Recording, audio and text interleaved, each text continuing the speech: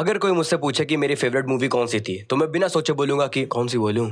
पर अगर तुम सच में पूछ रहे हो तो मैं सलग 2 बोलूंगा। पर आज हम लोग one cut off the death की बात करने वाले हैं। ये मूवी मैंने रिकमेंड करी थी और ये मूवी मैं आप लोग को भी रिकमेंड करता हूँ। इस मूवी का मेन आइडिया है कि एक मूवी के अंदर एक मूवी बनानी है जो पूरे एक सिंगल शॉट में हो और फिर उस मूवी में दिखाना है कि वो मूवी के अंदर वो मूवी कैसे बनी। इतना भीषण यूनिक आइडिया था ये। इससे मुझे वो वाली बीसी याद आ गई जो हम लोग करते थे, डिब्बे में डब्बा डब्बे में केक। माँ किया कितना एंटिसिपेशन, डब्बा खोलते खोलते आदमी लार पी के अपनी प्यास बुझा ले। आपको कभी ऐसा हुआ है कि आप बहुत जरूरी काम करें और काम करते करते बहुत तेज पॉटी, लैट्रिन या सोफिस्टिकेटेड शब्दों में टट्टी लग जाए? तो आप पक्का इस मूवी से रिलेट करेंगे। इस मूवी को मैं ऑलरेडी 3 बार देख चुका हूँ और अब ये वीडियो बनाने के लिए मैं चौथी बार देख रहा हूँ। ये मूवी मुझे इतनी पसंद है कि मैं अपने कीमती सोचने का टाइम यानी कि हकते समय ये मूवी देख के बिताता हूँ। और एक बार तो मैं धोना भी भूल गया था और आज तक वो दाग चड्डी से नहीं गया। तो अब मैं स्पॉयलर्स टेरिटरी में जा रहा हूँ जहाँ मैं बताऊंगा कि ये मूवी क्यों मास्टरपीस है। सबसे पहली बात तो यही है कि ये मूवी इतने शॉर्ट बजट में बनी है, पर इट्स ऑल अबाउट आइडिया। तो मूवी पे आते हैं। मूवी शुरू होती है और थोड़ी देर बाद मुझे पता चलता है कि मूवी के अंदर एक ज़ॉम्बी मूवी शूट हो रही थी जिसका डायरेक्टर सनकीसा है और एक्टर सही से एक्ट भी नहीं कर पा रहा। फिर सेट में सच में ज़ॉम्बीज आ जाते हैं। तो मुझे अब समझ में आया कि मूवी इस बारे में है कि कुछ लोग ज़ॉम्बी मूवी शूट करने आए और वहां पे ज़ॉम्बी सच में आ गए और डायरेक्टर लगे हाथ रियलिटी ही शूट करे दे रहा। इतनी देर तक मूवी देख के आपको समझ आ रहा होगा कि ये मूवी सिंगल शॉट में ली जा रही है, इसलिए मूवी का नाम है one cut off the dead, जिसमें कट के 2 मीनिंग है। फिर एक एक करके सारी फैकल्टीज ज़ॉम्बीज बन जाते हैं और मर जाते हैं और सिर्फ लास्ट में लीड एक्ट्रेस बचती है। ये पूरा सिंगल शॉट देखते समय बहुत सारी इनकंसिस्टेंसीज भी समझ आती है। लाइक सारे ज़ॉम्बी बहुत कॉमिकली बिहेव कर रहे थे, या ये कि इतना सीरियस सीन चल रहा है और ये आदमी बगल में ऐसे ही बैठा हुआ है, या ये कि कैमरा वाला कैमरे में लगे खून के छींटे पहुंच रहा है, या ये सीन जिसमें कैमरा इतनी देर तक लड़की के ऊपर रहा और वो बस चिल्लाई जा रही है, और या फिर वो लड़के वाला सीन जिसमें वो बार बार रुक रहा है। इस सीन को मैं बहुत सही से ब्रेक करूंगा थोड़ी देर में। तो आखिर में लीड एक्ट्रेस अपने बॉयफ्रेंड को मार के इस खून के पेंटाग्राम में खड़ी हो जाती है और इतनी देर मुझे ये समझ में आया कि एक लड़का है जो कैमरा लेके चल रहा है और रियलिटी में शूट कर रहा है। फिर जब लास्ट में कैमरा हवा में ऊपर जाने लगता है तो मेरा दिमाग कंफ्यूज हो गया कि ये साला क्या हो रहा है। फिर मेरे दिमाग ने मान लिया कि चलो इन्हें एंडिंग में ये कंसिस्टेंसी तोड़नी थी। फिर पूरे क्रेडिट्स के बाद कैमरामैन कट बोलता है। I'm like, what the fuck? मतलब साला मूवी के अंदर मूवी बन रही थी पर ये खुद एक मूवी थी। फिर मैंने देखा कि अभी तो मूवी आधी भी नहीं हुई है।